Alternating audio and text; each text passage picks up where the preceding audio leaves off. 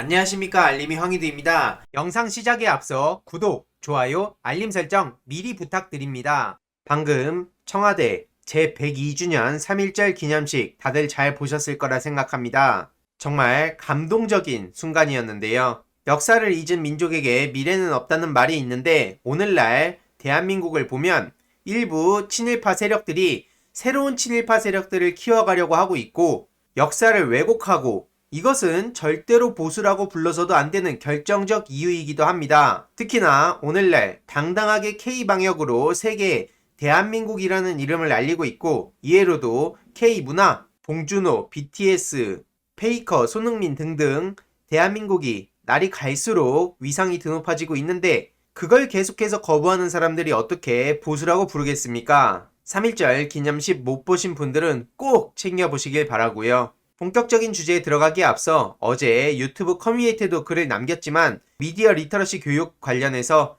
굉장히 중요하다는 사실 다들 잘 아실 겁니다. 제일 중요한 건 오늘날 일베가 여기저기 퍼져 있는 문제를 어떻게 해결할 것인지, 그리고 새로운 청소년들이 거기에 진입하지 못하도록 어떻게 막을 것인지가 가장 중요하고 시급한 문제라고 생각하는데요. 바쁘지만 틈나는 대로 제가 크리에이터 강의를 꾸준히 다니는 이유가 있습니다. 우리가 너무 익숙해서 혹은 답이 없다고 생각해서 미디어 문제를 그냥 넘겨선 안 되기 때문입니다. 앞서 말씀드렸듯 미디어 리터러시 교육의 중요성도 늘 거론되지만, 교과서적으로 가르치는 경우에는 결코 학생들이 스스로 문제 해결 능력을 가질 수 없다는 게 포인트입니다. 이런 점에서 평소 엘리트들에게 무시당하던 게임과 유튜브라는 저의 키워드가 오늘날 학생들과의 소통에선 오히려 큰 무기가 된다고 생각해서 강의를 꾸준히 다니고 있는데요. 많은 학생들이 인플루언서를 꿈꾸고 있습니다. 수단과 방법을 가리지 않고 유명세와 돈만 얻으면 된다고 생각하는 학생들이 상당히 많고요. 그러다 보니 자연스레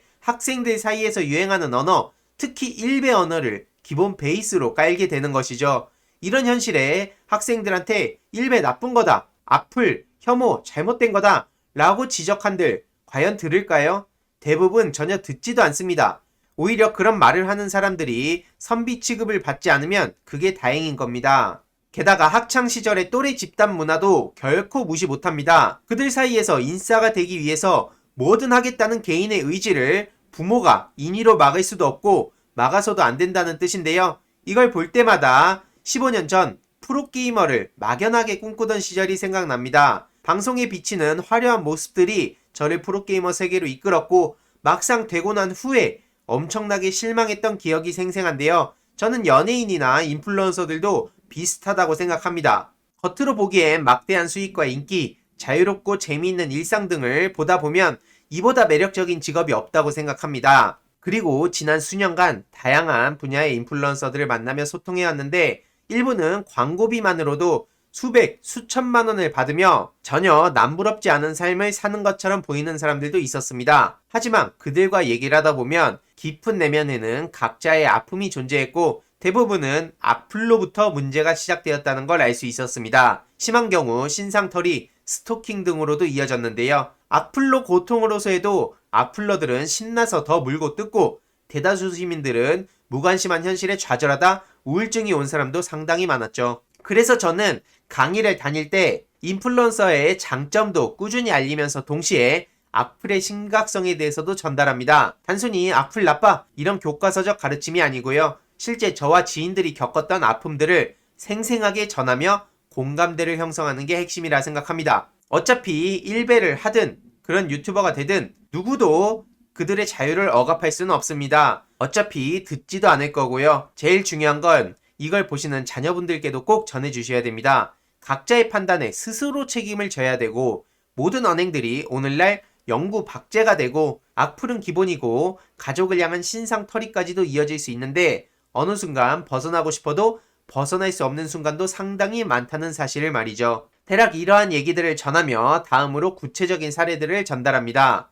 모든 수단과 방법을 가리지 않고 막연하게 인싸가 되길 바라던 학생들과의 공감대를 형성하고, 그 후에 그들에게 새로운 고민거리를 던져주는 게 저의 역할이라고 생각합니다. 이들이 상황에 몰입해서 스스로 고민하다 보면 어느 순간 공통적으로 나오는 질문들이 있습니다. 쌤, 그런 악플러들은 처벌 안 받나요? 한마디로 언젠가 악플 문제가 본인의 일이 될 수 있다고 공감을 하고 그러면서 다음을 생각하게 되는 거죠. 이게 엄청난 통찰은 아닙니다. 다들 아시다시피 연예인들이 오래전부터 악플로 고통을 호소하며 스스로 목숨을 끊는 경우도 자주 있었죠. 그렇게 악플 문제 어떻게 해결할 것인가? 라는 주제로 사회적 논의가 오랫동안 이어져 오기도 했습니다. 하지만 너무 오래되다 보니 어느 순간 악플이 많은 시민들에게 무뎌진 것 같은데요. 오늘날 인플루언서들이 막대한 부와 인기를 누리는 만큼 악플도 당연한 거다. 멘탈이 약한 게 잘못이다. 악플 그냥 안 보면 된다. 이러한 인식도 많고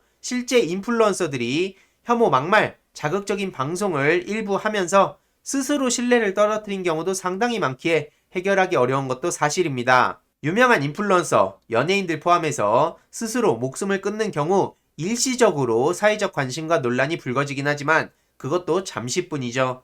그렇다고 해서 이걸 이대로 방치해선 안 된다고 생각합니다. 당연히 인플루언서들과 일반 시민이 체감하는 악플의 심각성에는 차이가 있을 수밖에 없습니다. 그렇기에 요즘 저는 어떻게 다수 시민들과의 공감대 형성을 할 수 있는지가 가장 큰 관심사고요. 결국에는 인플루언서들은 먼저 인플루언서의 사회적 책임을 위해 스스로 발벗고 나서야 되고 선한 영향력을 통해 자라나는 청년, 청소년들의 모범이 되며 서로 상생할 수 있는 길을 만들어가고 그렇게 점차 시민들의 신뢰를 얻으며 악플 문제를 함께 개선해 나가자는 공감대를 형성해야 한다고 생각합니다. 이건 애초에 법과 제도로 해결할 수 없는 문제인데다 워낙 쉽지 않은 문제라 시간은 오래 걸리겠지만 누군가는 움직여야 하겠죠. 그래서 저도 앞으로 많은 인플루언서들과 함께 자라나는 청년, 청소년들이 일배성 콘텐츠에 맹목적으로 빠지지 않도록 다양한 활동을 보여드리겠습니다. 굉장히 심각하고 중요한 문제인데 절대로 이대로 방치해둬선